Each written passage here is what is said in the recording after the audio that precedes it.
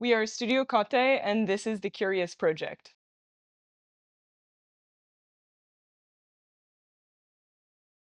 So this project is a series of three. This is the first in the series. And what I was trying to do with this one was create a physical representation of an observation based on a conversation that some of my friends were having. So I have three friends that were talking about what it was like to grow up in very strict Catholic and Muslim backgrounds where sexuality and purity culture were prevalent. And so as I was listening to them talk about how the very act of having this intense purity culture made them more and more interested in the kink community, I came up with this as a response.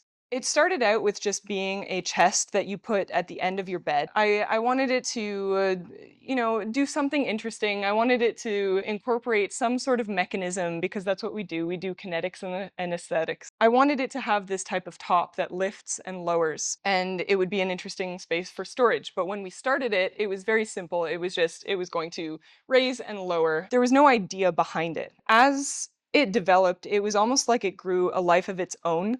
After this conversation, I became really inspired by that conversation and started thinking about the materials that I wanted to use for this. So as I thought about different woods, I decided on cherry because of the symbolism of it.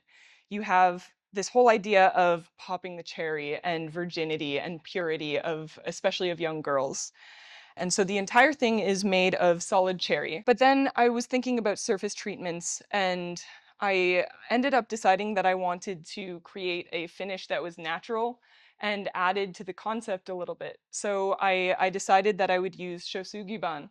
And so I've actually burned the entire thing. There's no stain.